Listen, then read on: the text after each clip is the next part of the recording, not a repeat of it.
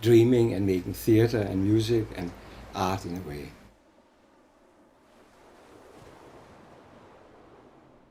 Ladies and gentlemen, we have approximately 30 minutes before we commencing our descent into Copenhagen Airport. If you wish to purchase any more drinks or snacks or food from the bistro bar, please do not hesitate to press the call bell above your head, and the cabin crew will be very pleased to serve you at your seat. Thank you.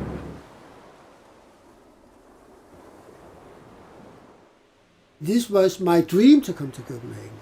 I like this town. It's a big town, it's a small town. It's a historical town, it's full of beauty, it's open-minded people, it's close to the sea, it's close, the surroundings is beautiful, there are parks all over, it's a quiet town. And when I came in '83, I stayed just in the middle, in the old city, and I like it so much.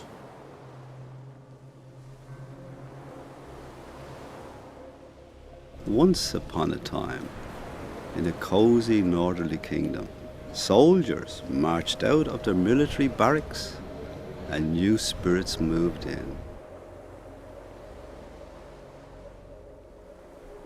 It was in 1969, outside the fence. I was sitting in a building opposite, which was a kind of a hippie club at that time. And I got sick, so I was stand up and opened the window and got some fresh air. I had smoked too much hashish. And then I looked down the street, and then a bunch of hippies was kind of trying to tear down the fence. And I thought, wow, let's go down and see what's happening. So suddenly we were like 20 people tearing down the fence to the old barrack. And then we went in and starting to explore all the buildings. And within, like in the late 69, the beginning of 70, people moved in, start to move in very slowly. So that was my first experience.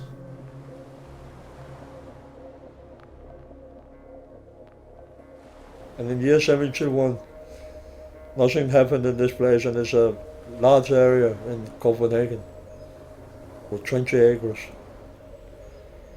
And at that time, the situation was bad in Copenhagen for getting an apartment if you want to start a family and so on. There was a lot of very small and very bad apartments, and it was very hard to get one.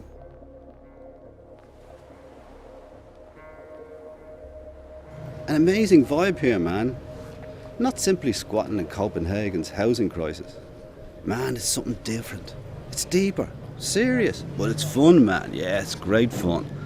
It's like back in India.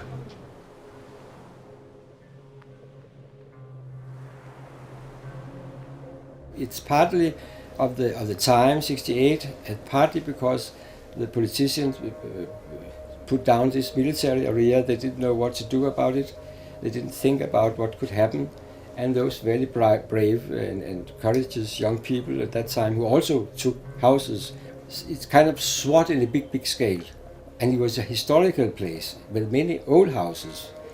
Very often the military keep the houses because they don't have so much energy to put them down as the rest of the society. So they're beautiful houses. Houses used for horses or for weapons or for... But for some of them, 100 years, some were even, I think, 200 years old. And then they come the young people and took it. And it's very criminal.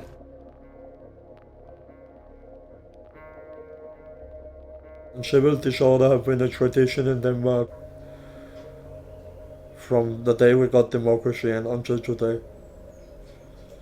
And Christiania is a product of civil disorder.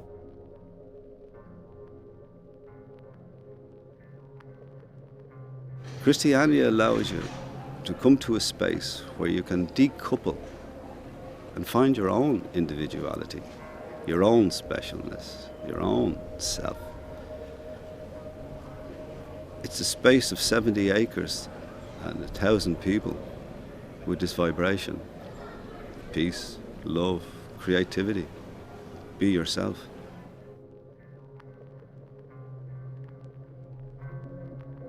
I mean, the whole hippie movement was based on peace, love, and no war. In Denmark, the fuel of the hippie movement was kind of revolution against our parents. And we thought, why don't we buy a house together so we can make the cost and expenses much cheaper? And the same with the car. We saw all these cars with one person driving along, and we thought, why don't we share the car so it's more economic and not less polluted? At that time, nobody believed in pollution, only the hippie movement.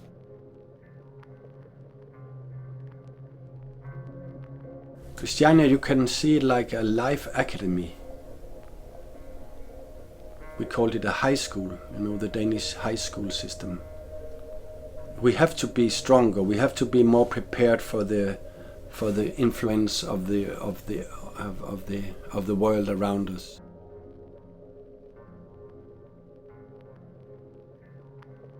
I have been on a boarding school, and for 2-3 years of my last years of the boarding school, the whole hippie idea came to my school. And I thought it was a very good idea. So I kind of became a hippie. So in '72 I moved to the countryside, to a community where we grow our own vegetables, and I had a goat and a cow, and try to fulfill the dream of living in nature.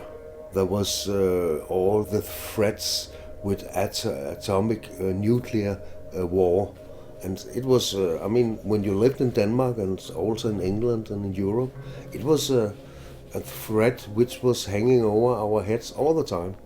And in my world I thought, well, if everything goes total wrong, at least I'm prepared to move out in the woods.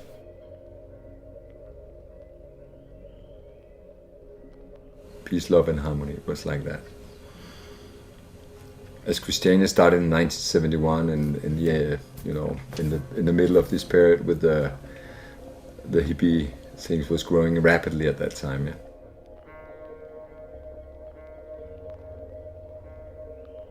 Sven and Jens are sitting happy in a hippie pad, about to smoke a chillum in the recently abandoned barracks in central Copenhagen. They are in their mid-20s, long-haired, bare-chested, barefoot, and both wear Indian dhottis draped around their hips. 2 miniature magpies glide ahead of a tiny angel with silver wings and long honey-blonde hair as she cycles down the swirl of smoke on her bicycle. She turns her beautiful face. She smiles to them and is gone in an instant. Why do you call this old military barracks Christiania? That's the name she wants. Who? That angel on the bike.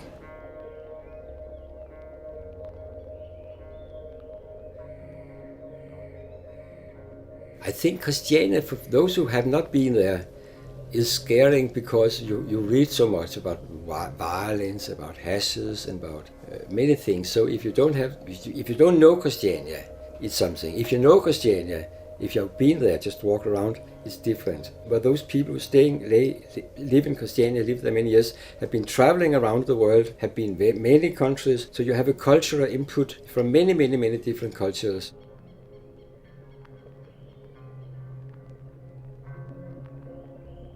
We have one of the major houses is reserved for Greenland people, so they have a place. We got apartments for them, and you can only live in this house if you're coming from Greenland.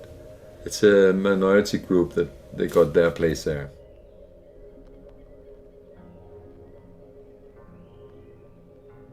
There are all kind of culture living there. So it is what I would call an inclusive area, which are open for all different kind of, the way of living.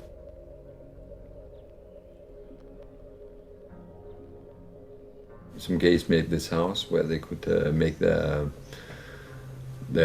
operas, and it was allowed as their house. They could do whatever they wanted to do in this, and and then they make a lot of theater for, and sometimes they invite us, the others of the people in Christiania, and we could come and eat and party with them, and it's fantastic. We lost lots of them, a lot of these gay people and friends in the late 80s and early 90s because of AIDS.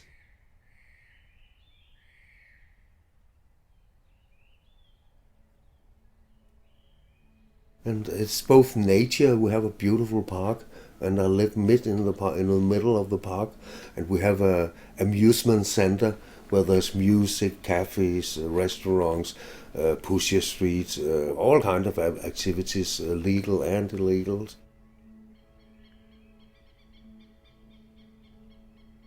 And the main street, when you see it, when you walk in with the pusher street, well, gang-looking guys and the big dogs and whatever, it's not looking very friendly the first sight when you're walking in. But at the same time, it's a kind of a fairy tale, and you'll have this. You'll get very curious. Most people would get very curious because there's so many different and so many odd things inside Christiania. Before it wasn't that attractive for people who want to live a decent and ordinary life.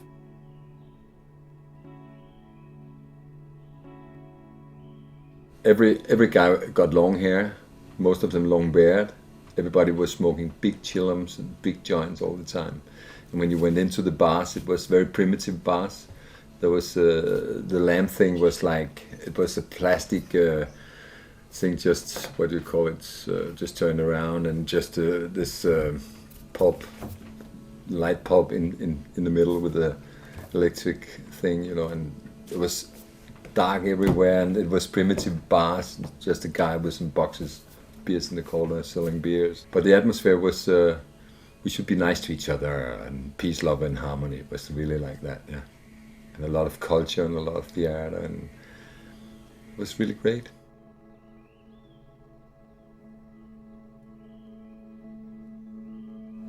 Just being in among this vibration that is here.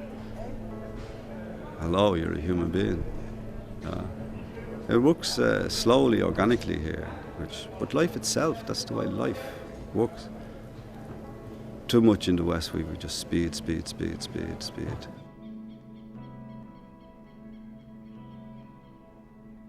It's different in every way from where I was living before. You can't compare. We're doing everything in a different manner out here. It's like living in a village in the middle of Copenhagen. And this village have composed their own regulations, you know, and their own rules.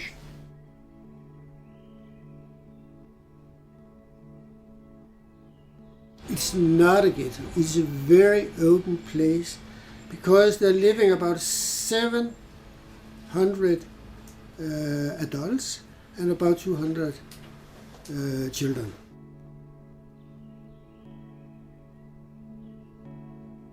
You're not allowed to wear biker's collar. You're not allowed to sell or use hard drugs. And you're not allowed to use any violence. Of course, you're not allowed to steal from other people and behave other people badly. And apart from that, there's no regulation. You're not allowed to drive a car here either, unless you have a purpose. Otherwise, it's pretty liberal.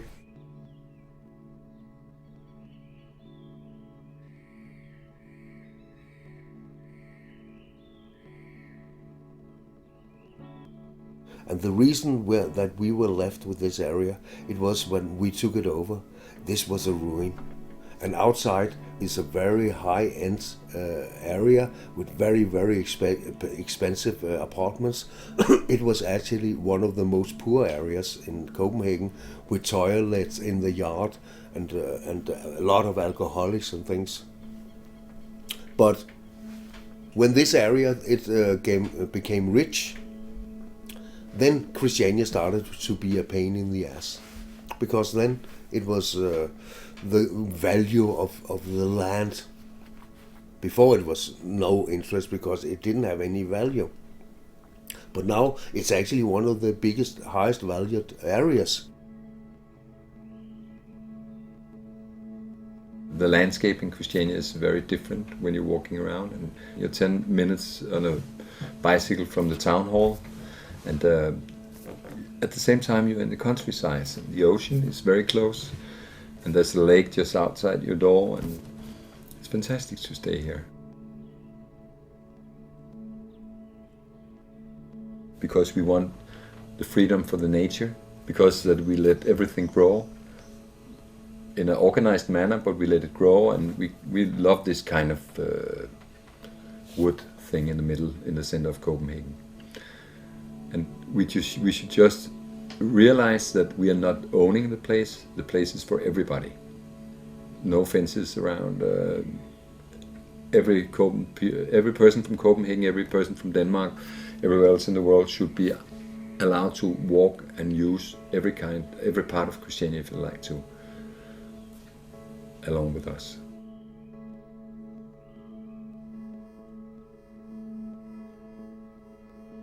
Christiania is a poetic procession of progressive architectural challenges and extraordinary gingerbread homes, artfully opening eyes and souls, an offbeat world of fantastic shapes, colours, imagery, and stimuli to swell mundane imaginations. I think it's amazing buildings we got inside Christiania. Many more will come. We have been limited for years under a right-wing government. Now we bought Christiania. We can negotiate with the parties. So they said to us all the time the last 10 years that if you build any more, we come and shut you down. They have this threatening thing going on all the time. But it's exciting to see how people that are not educated in building housing make fantastic things often. It's really, really great to watch.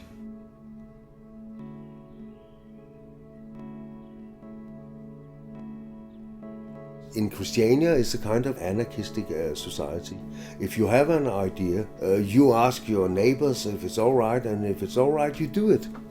And if they say no, you sometimes do it anyway.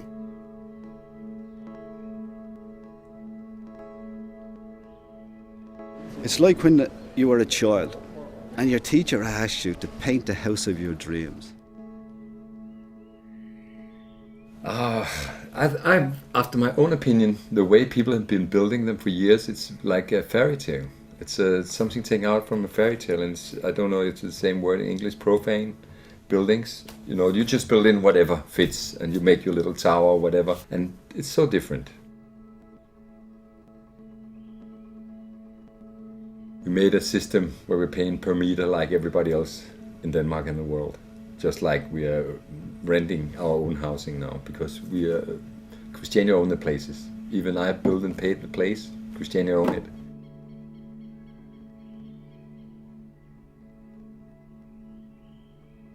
But I think Christiania could be anywhere.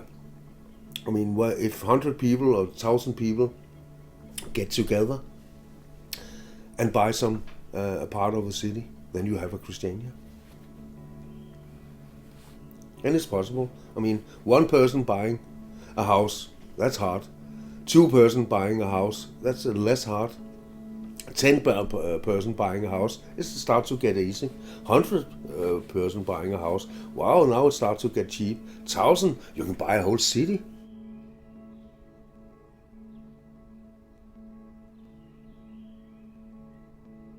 I was probably around 12, 13 years old, and I went with my parents to visit an elderly couple who lived out there since the 20s, not in Christiania but in Christianshavn, or the 30s, since the 30s, yeah. But then they liked to show my parents and I Christiania, and we took a long walk because we lived very close to it, so we walked all the way by the water. And I remember when I have had some déjà vus when we've been walking also, because I remember those places where you walk through a garden and there are flowers and funny little things in the grass, and you cross hippie people. It was a summer day and the sun was shining, and I don't really remember the hash market, but I think I didn't really know what it was, so I didn't really notice. I just noticed the hippies and the flowers, the hippie stuff, and it was green, and I remember it was colorful.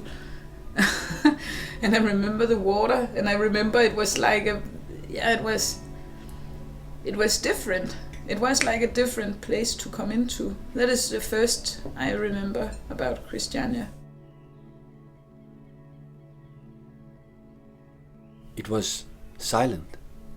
You were alone. It was warm and you walked up in the, and you just went out. You didn't take clothes on. You just lived without. Or you took on what you wanted because you didn't disturb anybody, and nobody disturbed you. And that's very different today. It's a magnetic place for almost everybody.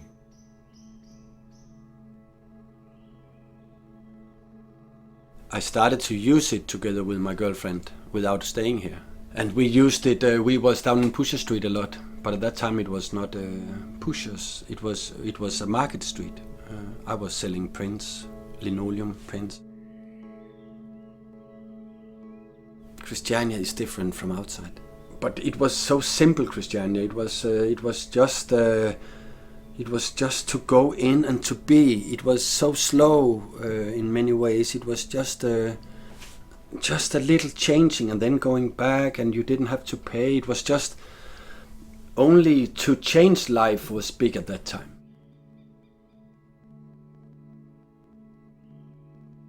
I like to think of Christiania as a place where I would never get lonely, and I like the thought makes me feel well. So for years I was actually almost not coming out of Christiania. I got what I needed here, so I stayed inside, and I didn't know what happens in the rest of Copenhagen or in the country, whatever. We just had our big great party going on every day here.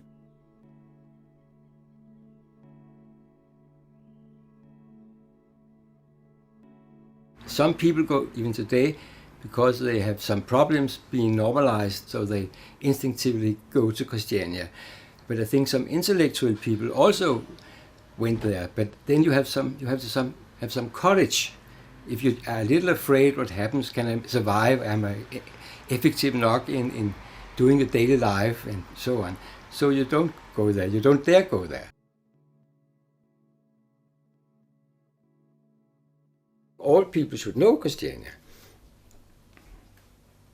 But it's very good because there is also a kind of explosive want to make another society. So in some sense you can say it's rational that the society as such is a little scared about Christiania because people are more free there. They can get a little more like to their visions. In the small, they can make a beautiful society. And they try, most of them. Of course, some people are too drunk and too stupid, maybe, I don't know. It's not just heaven.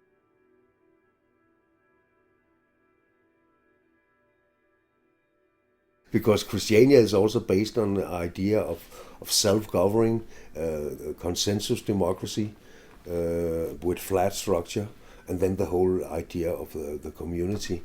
And that means that if you want to be or do anything in Christiania, you have to participate. It's a democracy, a true democracy.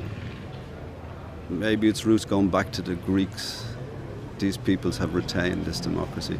It's participatory democracy. It's not that you vote once in a blue moon. It's that you're involved in the daily process of life. And of course decisions go slowly because life actually lived goes slowly. So it takes time to make decisions in Christiania. But they're deep and strong decisions. It's the people's decisions. It's the people's themselves. It's people's empowering themselves. The governing system in here, it's just like, officially everybody is into the decisions. But we don't have this system one word per head. We have a kind of consensus democracy. We are in 14 communes or areas. We have our own self-ruling. And if there's something we can't find out, we call all the others and we meet in major meetings. But if we have major issues inside Christiania, we talk and talk and talk. And if somebody's against, we can't decide. I don't know why it's still like that. It's probably going to change one day. Yeah? Now we are becoming more normal. The system is becoming more normal after we bought it. But it's very, very, very odd and very difficult. And different governments have been giving up throughout the years because they could not negotiate with us. Christiania went back and said there's one that said no, so it's not possible. We were 500 said yes, but there was one that's saying no, so there's no agreement yet.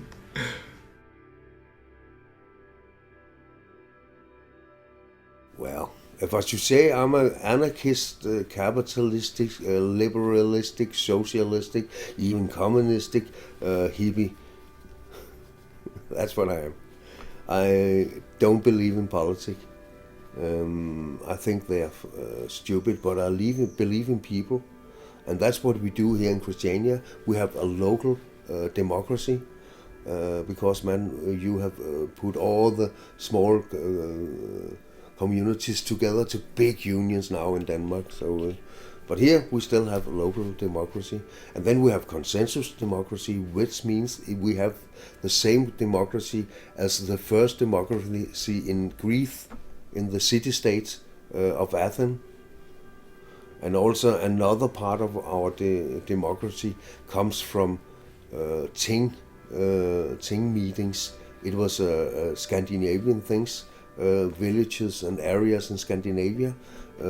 They met once a year, and all free men, unfortunately not women, but all free men was allowed to come there, and everybody was equal. So they had to make decisions in consensus, also on these meetings. But these two has actually been very inspiring for how the whole Scandinavian hippie movements, because it's not only Christiania, we're just the biggest one, but there's a lot of small Christianias around, but especially in Scandinavia, in Sweden, North Sweden, all kind of Norway, Finland, everywhere there's small communities or bigger communities, which is actually doing the same thing.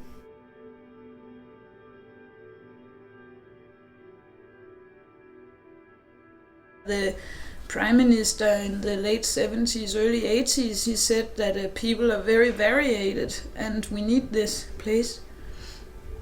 And yeah, it was when Denmark is famous for legalizing porn and for marrying the first gay couple and stuff like that. There has been a kind of free spirit here and a kind of acceptance of it.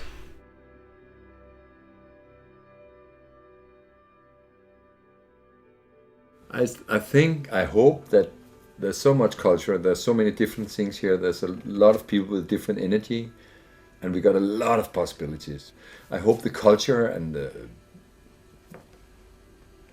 buildings will grow and the fancy fairy tale will grow, and I hope that people will stay with their feet on the ground.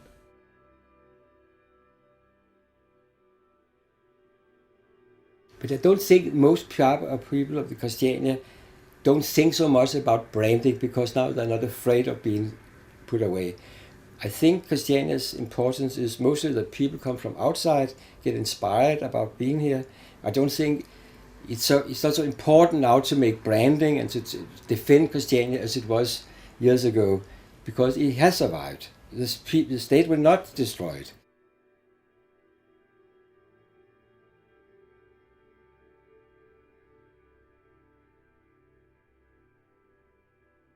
And then there was a reaction against alcohol.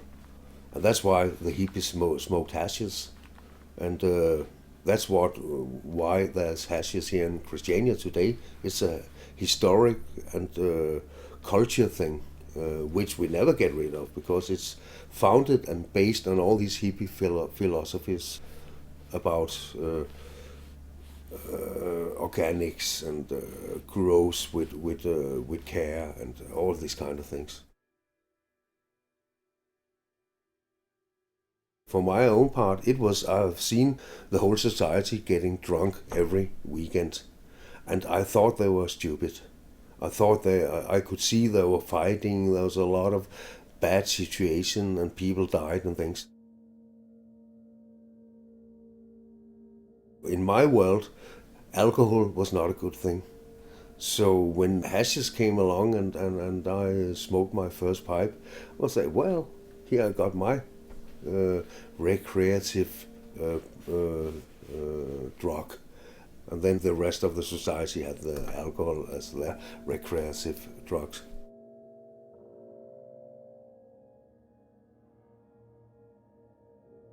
In the first 9 years Christiania was here, there was a lot of drugs, hard drugs and soft drugs. And in 1978, in this house we're sitting right now, 5 people died in a week. And then the people who lived here, they were agreed that it was finished with hard drugs, so people were not allowed either to take them or sell them. And then they make a blockade.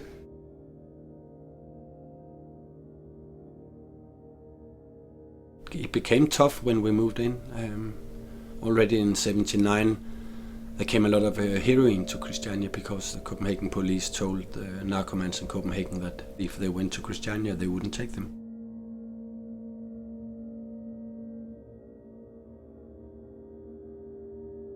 The definition of a hard drug is a drug you can die from using.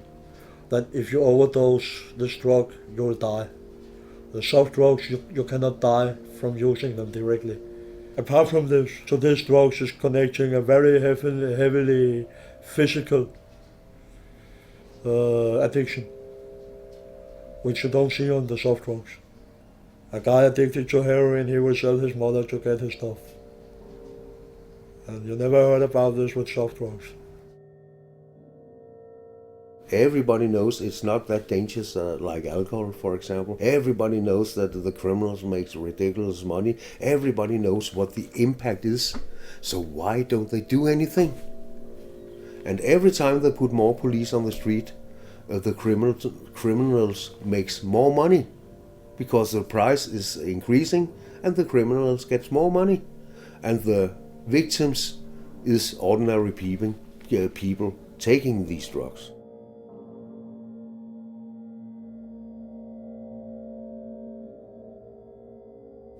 Yeah, it was people like me, but they were not. They didn't have the same possibilities like I had where I grew up, and they met the strong dope, and they really wanted to come out of it, but it was very difficult to come out of it. And Christiania made a blockade against it suddenly from one day to another, and we gave everybody a chance to go to camps in Jylland, to farm places, and stay there for half a year, and then they could come back if it was clean after half a year.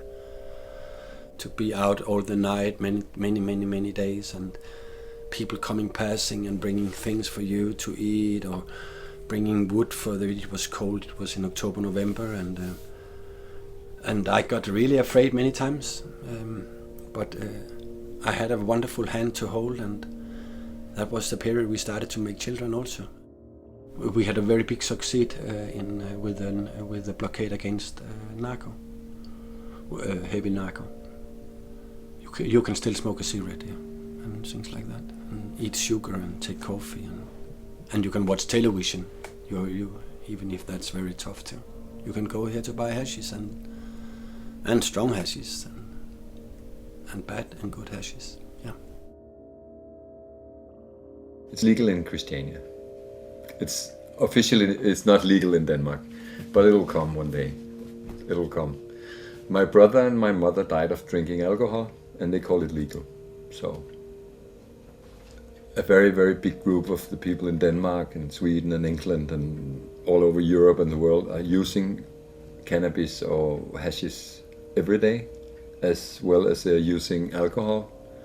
And I think one day they found out that they could get a lot of tax money out of the hashish as well. And when I was in California 3 years ago, I was in a place to buying some pills for headache, and they sold a lot of marijuana products as well.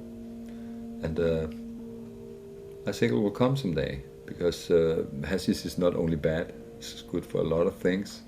It's just about telling your kids not to use it as their kids, but every cultures have been using their hashish or alcohol or every kind of medicine or narcotics or whatever all through the years and centuries of whatever.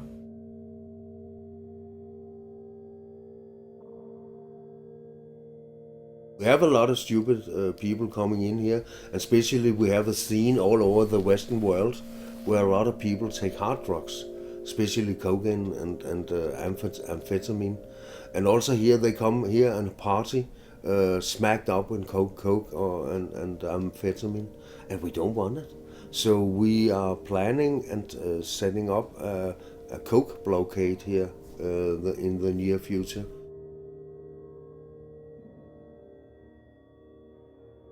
Sometimes the police go and take some of the pushers and look for the hashes, and then there have been not so much more. I think it has been stopped. Before there was kind of fighting and some stoned. Some people outside also came and make violence, and the police put this tear gas, this spray. But it's very seldom. But it happened. It has happened. It's depends on the signals from the top, from the government. If they are a little bit more soft, they say, "Oh, don't do too much about Christiania and hash." But also the other more right wing, they say, "You must do something. We cannot have this open. We cannot have this open hash selling." We had the Minister of Law. Is that the right word? The minister who's in charge of police and so on. She was offended by that, so she wanted to be more. Police should be more tough by looking for the pushers. I think that's so funny. It's open. And we have a special situation these days with a gang raving Christiania. It's a police gang, but it's a paramilitary group named Task Force Pusher Street, and their task is to get control over the hash market. But the really task, as I can see their strategy, now I've seen them for 5 months, it is to terrorize the area. So we have these civilian idiots coming, banging you down with their batons. They have weapons they put into our heads, black hoods they put over our heads and take us away, beat us up, put us into a cell, and then release us without even questioning us or accusing us of anything. And that's what I call terror. That is state terror inflicting on a local area. And you might ask why. This is a political thing, because the police don't do anything without some politicals has given the order. In this case is our justice minister, not very clever man, to say it very mild.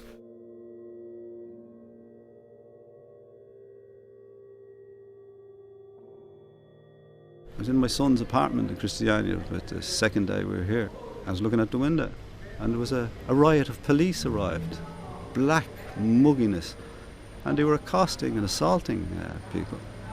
Tourists, Christianites, Copenhageners. I could not believe it. I thought, well, I'd left all that sort of stuff behind in Northern Ireland. I was aghast, shocked, insulted. I was ashamed for Denmark, that Denmark would allow this to happen. I was gobsmacked. Heart was broken. Couldn't believe Denmark had changed so much. I'd first come here in the 70s. Fabulous, open country. Van Morrison sang about "We're from Denmark," so you had to go and see that.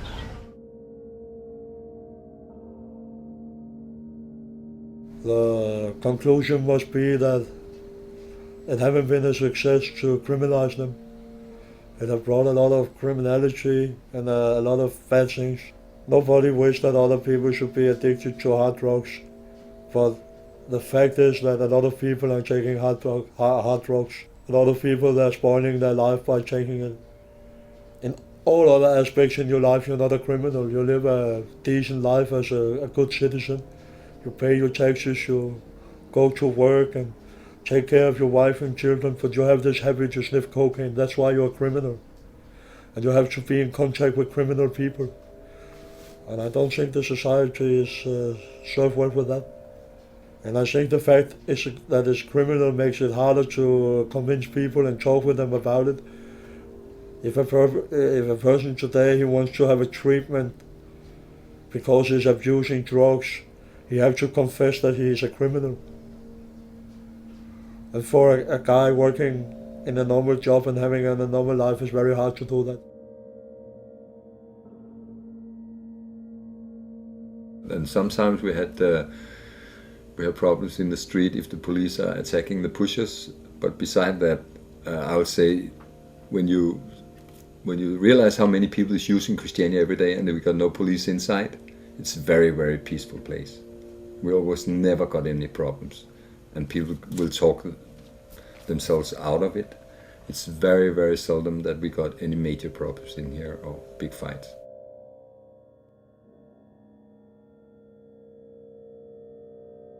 They are so jealous that we live in this garden. They want to bike through it and run through it, and now they make distortion just out here in the next weekend, which is the most soundable festival with so much alcohol and different kind of drugs. You have to be out flying. It's okay, but it's stupid to make it in close to a silent area, in my opinion. And we have to defend our house the next days, because all these people will go this way out there and they will sound the way and they will sound the way back, and it's okay. But it's tough. It's tough to be a Roskilde festival, and we are that for 177 days a year, not for a week. I mean, every time they have a problem, they put up Christiania and say, it is Hell's Angels who's ruling Christiania. And sometimes I show tourists and guests around, and everybody comes in and say, isn't it the Hell's Angels who's ruling Christiania? And then I say no, and I will give you 1,000 kroner if you can find one biker down in the area where they sell hash. I know there's no bikers, no Hells Angels, but maybe 10 or maybe 20% of the hashes coming into Denmark has some biker relation or whatever. So of course some of this has also found the way to Christiania, but from there to say that we are ruled by organized criminality, that is ridiculous. And that's what they try to do. They try to stamp us as organized criminals, like a biker group or mafia or these groups. But if this is organized, I mean, if Pussy Street is organized, then everything is organized. The hash market is a cultural thing, connecting back to hippie movements. And yes, we have this philosophy, and a lot of us don't drink alcohol, so we smoke hash. And actually, the half of the Danish population has smoked hash. The economy between Pusher Street and the economy between the community is sealed. There's no connection. I've seen pushers through the life in here, like if somebody's house burns down, they are the first ones coming, helping building it up. And if somebody needs money for this burned down house, they put up the money, for example. Sometimes close down Pusher Streets, and then there's only 1 or 2 shops open, and these monies goes to helping social events or to renew the bricks on the wall, on the streets and things. And it is without bragging. They are very tired of being accused of being bikers. They are very tired of being accused that they are breaking down society. That's kind of what's going on with this renewable area and the green light things in the green light district. It's a way of trying to get a new image, less tough, and also to kind of show everybody in Christiania, yeah, sure, we make the money, but we like to share it and somehow, if it is possible. So that's how I see it. It's a tough world down there, and it's a criminal market, and it's in many ways it has all these disadvantages as a criminal area has. But one thing it's a mono-criminal area, and that is selling hashish. And ask yourself, have you ever heard about a mono-criminal area somewhere else on the world? I have asked tens of thousands of people, and nobody could point out anywhere else in the world. Also, we had some trial in the court, where there was a trial, the state contra Christiania, Christiania against the state. So in a way, they took Christiania seriously, even they didn't really understand what is Christiania. But there was some jurists, some lawyers who was very fond of Christiania. So maybe they did the same, opposite the state. They knew about it. One of us was professor in jura, in law. So he was kind of, I think, manipulating, using jura. Normally the state has jura, the law, as a kid who keep the society together. We did not win over the state, but it was kind of half win, because the opinion changed when this was going on for many years, maybe 7-8 years, this trial.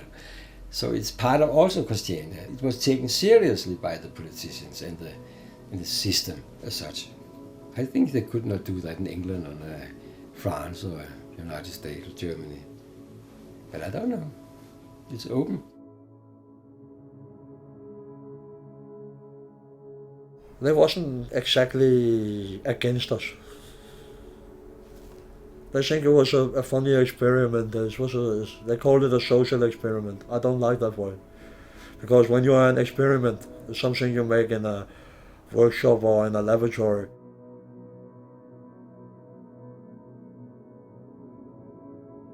They will start new Christianias, but in other ways, not like Christiania, but they will... for sure, they will never make the same kind of car again like they did before, but they will make new way of moving. They will never make the same iPhone system again. They will make a new. And Christiania is chaos. Governments are so afraid, and they shouldn't be, because chaos is not heavy. But chaos is like mushrooms coming up from a camp, and it will come up different places. But you can still grow a lot of other things, and you can overtake it very easy. But chaos is fantastic, because it brings up ideas they haven't been thought, or they brings in love which haven't been seen. So you have to, if it will, they will. I think there will come chances in countries where there will be some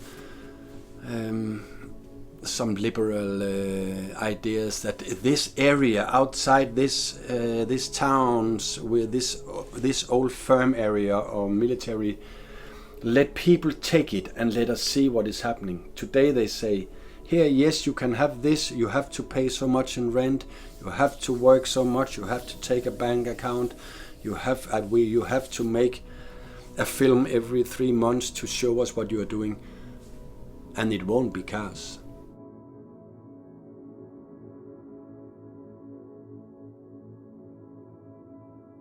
They said that 80% of Copenhagen's citizens like Christiania to stay as it is today, with the hashes inside. But nobody can stop it now, because now we bought the place and it's legal. So it's going to be very exciting to see how it will end up in 10 years or whatever. they're not afraid of it anymore. They are happy that it was like me and my family. I was the black sheep in a period and things like that. But now they are so happy that they have an uncle which is like this. And the same with Christiania. Denmark is so happy that they have this nephew who's a little strange, and know that people are coming. The people, all kind of people, comes out here to have a taste. In a way, they are getting sad that we are getting too normal. I think it's a major disaster we bought the place, because it was a kind of flame of freedom for lots of people all over Europe, and mostly in Denmark, of course. But I think we couldn't do anything else. That's why we're showing we own nothing.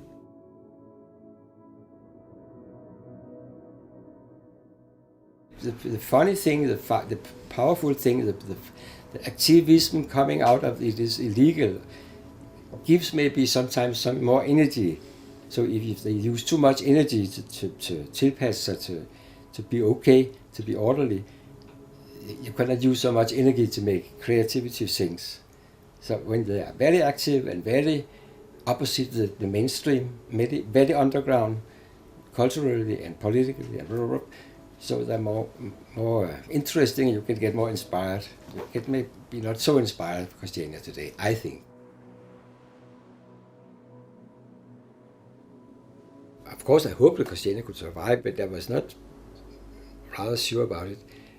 A little like the anti-atomic movement, where we walked and walked and walked. We didn't think we will not help, but we must do something. Even we don't thought it could help. It's a very banal thing. But if you really fight for some ideals, you forget your ego. If you really have a very enthusiastic and very energetic about a vision, a project, something we do together, and it's so important. And so you forget your ego and you have a more nice life, nearly happy.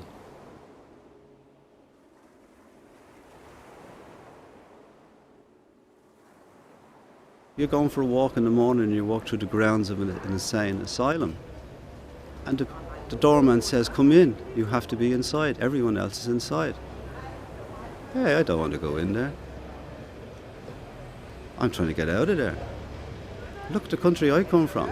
It's on its knees, it's bankrupt. The capitalist system will only bankrupt you. That's the way it works. Materialism won't give you all the joys that you need in life.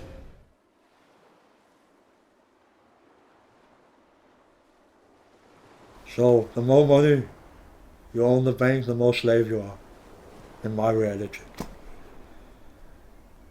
Because in a capitalistic world, money and freedom is the same.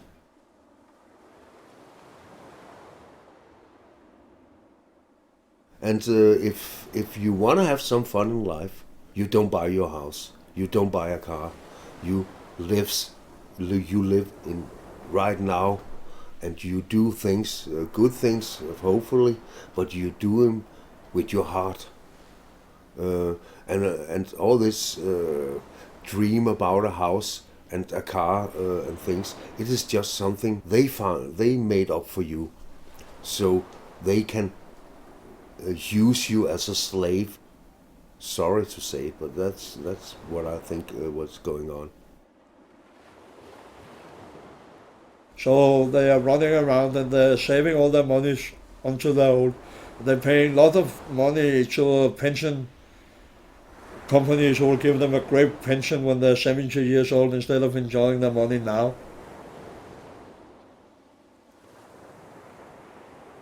In every city in the world, there should be a Christiania. Every nation must care for others. Denmark could be exporting the skill set of Christiania to advanced countries instead of attacking Christiania.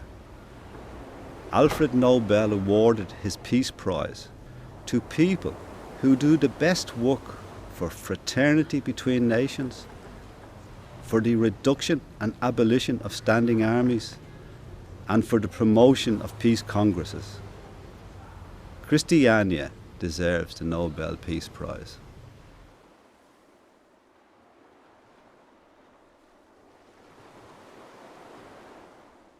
The only place I really want to be and stay and live is here. And I want to stay till I'm here.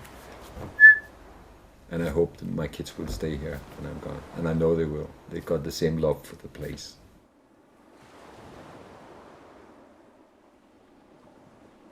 Well, I think I'm home now, and they're gonna carry me out with my feet first, and probably with my boots on.